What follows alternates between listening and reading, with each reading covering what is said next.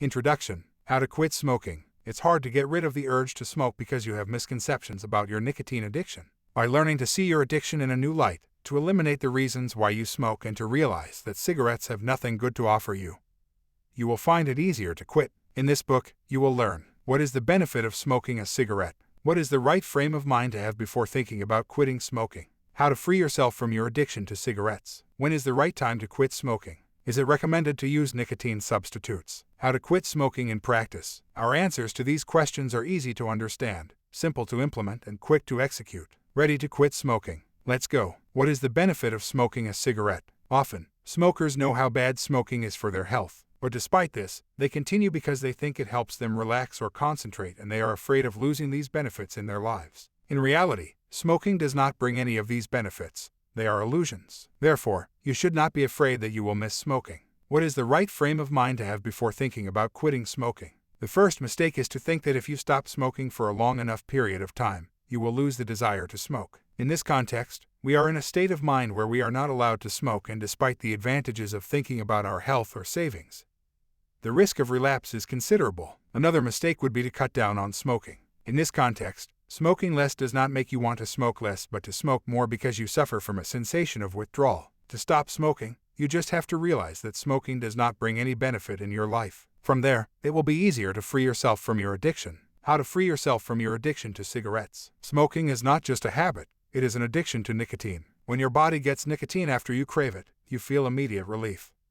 And that relief is what keeps you smoking again and again. But if you quit smoking for 3 weeks, 99% of the nicotine will have left your body and you will no longer be addicted to nicotine. So why is there always a risk of relapse at this stage of withdrawal? Because you may not have sufficiently realized that smoking does not bring any benefit to your life. And it is true that it is difficult to think that because our society, i.e., advertising, the media, and our smokers' relatives, pushes us to think that smoking allows us to free ourselves from boredom, stress, and improves our concentration and relaxation. But the opposite is true. For example, if you think your life is stressful, then smoking seems to be a solution to relieve your stress. But for a smoker, that stress will be caused by a lack of nicotine, not by a stressful life. In other words, a non-smoker will not feel this stress. So smoking is not the solution to your problem of boredom, stress, lack of concentration, or relaxation, but the cause of the problem. Besides saving money or improving your health, the main motivation you may have in mind for quitting smoking is to have a greater sense of control and freedom in your life. The more you understand this, the easier it will be to quit smoking.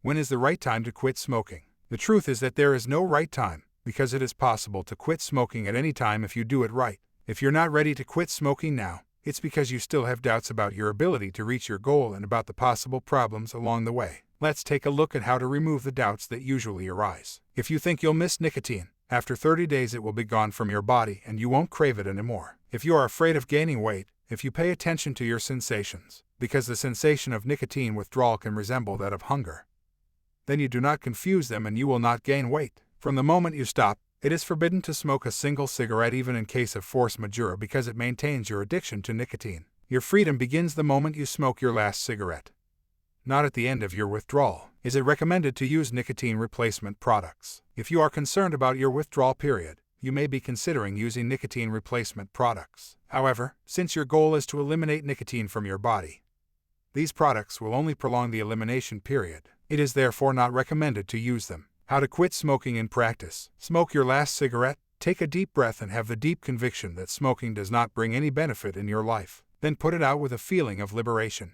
Congratulations, you are already a happy non-smoker. After a few days, your nicotine withdrawal will no longer be a problem. The only time you will be more likely to relapse is in situations where you used to smoke or when you see your friends smoking. At these times, don't forbid yourself to think about smoking, as this will increase your craving. Instead, think about the negative effect it will have on your freedom to smoke again. Also, don't forbid yourself to cut yourself off from friends who smoke or to completely change your lifestyle. Enjoy your non-smoking status, be proud of your decision and your freer, happier life without cigarettes. Conclusion: quitting smoking is not a sacrifice, it's about gaining freedom. By overcoming the fear of withdrawal and discovering the real reasons for your addiction, you will be able to quit smoking more easily. If you liked the summary, click on one of our partner links to discover the easy way to stop smoking. Join the millions who have become non-smokers using Alan Carr's Easyway method by Alan Carr in ebook, book or audiobook format.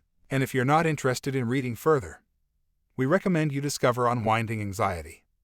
New science shows how to break the cycles of worry and fear to heal your mind by Judson Brewer. Introduction: How to treat anxiety. We have all experienced being anxious about not being able to solve a problem, to the point of being desperate and mentally exhausted. By understanding how anxiety works, you will be able to deal with it more easily and look forward to a future with less worry. In this book, you will learn: where does anxiety come from? Are you addicted to anxiety? How can mindfulness help you manage your anxiety? How to cultivate compassion in your mindfulness practice. How to develop your curiosity in your daily life. How do you manage an anxiety attack in practice? Our answers to these questions are easy to understand, simple to implement, and quick to execute. Ready to treat anxiety? Let's go.